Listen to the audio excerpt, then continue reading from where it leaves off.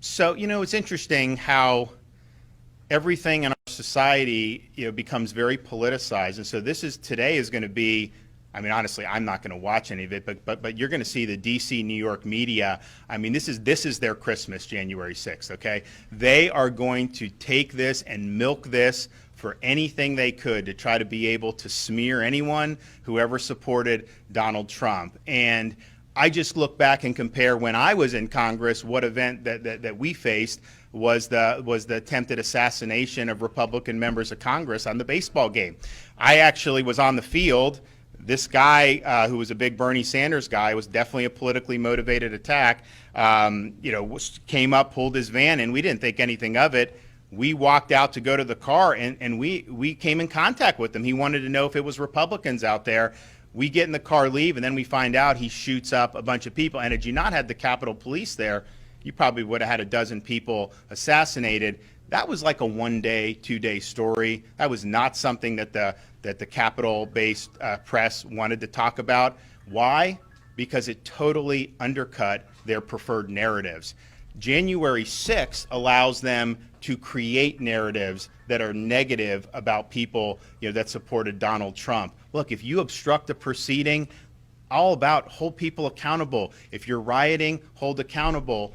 But let's just be clear here. When they try to act like this is something akin to the September 11th attacks, that is an insult to the people who were going into those buildings. And it's an insult to people when you say it's an insurrection and then a year later, nobody has been charged with that.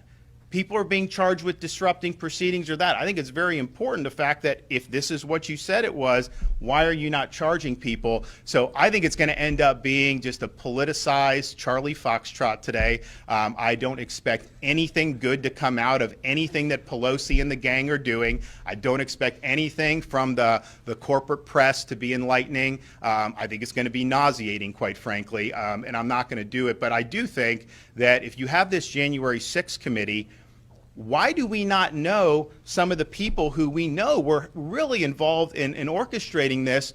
They got pulled off the most wanted list. Christopher Wray was asked at the under oath what FBI was involved in that, and he would not answer the question. And so I think that this is something that has really been used for political narrative and posturing purposes. I don't think it's been effective.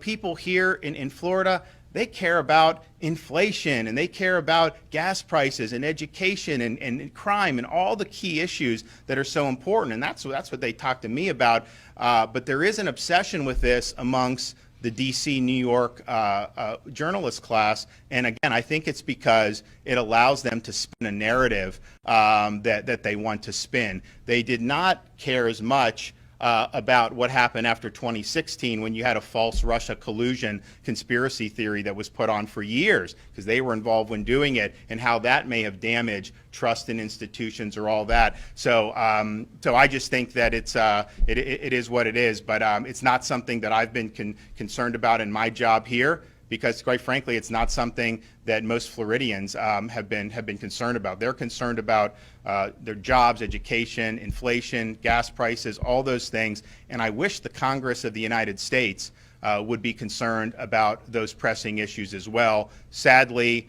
they're not. They're going to use this to be able to get more TV time. And some of them who are probably the most loud, probably will end up vacationing in Florida at some point as well.